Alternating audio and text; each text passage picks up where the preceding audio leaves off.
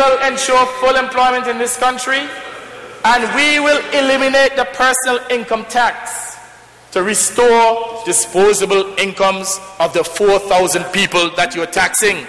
And I want the member for Rural East, Madam Speaker, to understand that whereas savings may have increased, whereas disposable incomes may have increased nationally, there can be no doubt that by virtue of the imposition of the personal income tax, that 4,000 people would have suffered a reduction in incomes.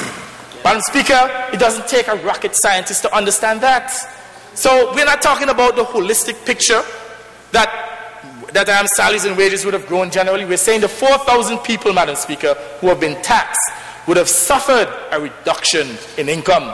And Madam Speaker, in some cases, you're talking about building an extra home for retirement. And the reason why we're going to do away with that, Madam Speaker, it is extremely inequitable. Why should 4,000 people carry the burden of $44 million in additional taxes, while there are no increases in corporation taxes? In fact, all the tax breaks, Madam Speaker, have been going to corporations. And during the last 3 years, there has not been any increase in corporation taxes in this country. And I'm saying that that tax, that PIT, it is inequitable, it is draconian, Madam Speaker, and we will have it removed. We will eliminate it when we are returned to power on or before 2009. Now, Madam Speaker, the Antigua Labour Party doesn't matter. Our objective right now is to take you out. Madam Speaker, we will ensure the implementation of a national housing renewal program. We will also ensure full operationalization of Mount St. John's. Honorable members, let him wrap up. Let him, honorable member. Not a partial one, Madam Speaker. And let me say here, we will accept and expedite Stanford's investment program. We will show you how to execute investments. Madam Speaker, we will expand the entrepreneurial development program. We will ensure that the people of this country continue to enjoy high per capita incomes, Madam Speaker. And in terms of the way forward, let me say here, Madam Speaker, and I'm running out of time, but let me say here, Madam Speaker, that the way forward. Honorable members, he has time. Quiet. I gave him until 9 o'clock. Madam Speaker, the way forward is the Antigua Labour Party return. We will, Madam Speaker, we need some philosophical changes in this country.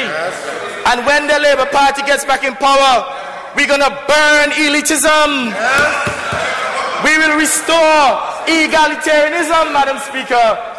We're going to obliterate, we're going to burn elitism. We don't want a system in which the poor gets poorer and the rich gets richer. Madam Speaker, we will continue to focus on human development. The member bragged about number 59, and by the way, that is not high development. That is medium for the member for St. John's Rural East. It was high on the Labour, Madam Speaker. I wanted to check the Human Development Index. 59 is characterized as medium development, not high. Anything under 59, below 59 is considered high. And the Labour Party at one point ranked number 29. In fact, Madam Speaker, a couple of years ago we ranked 55, which is considered to be high level of development. So there has been some slippages. But it's interesting to see now that a member for Rural East bragging about our HDI achievements when they used to condemn us before. And I want to say here, it is a foundation, that foundation of steel that the Antigua Labour Party left behind, that basically is a reason for your successes, your relative successes, Madam Speaker. Now, moving right ahead, the Antigua Labour Party, or the way forward, Madam Speaker, is to replace incompetence and destruction with creative insights, Madam Speaker, competence and a record of performance. It is the Labour Party that has the record of performance. You're trying to appropriate unto yourself praises, Madam Speaker, that are undeserving. And moving along, Madam Speaker, I want to say here that the people of this country must return the ALP to power. Because at the end of the day, the ALP is a political institution that has a competence, that has a commitment, that has a philosophical orientation to deliver good values to the people of this country.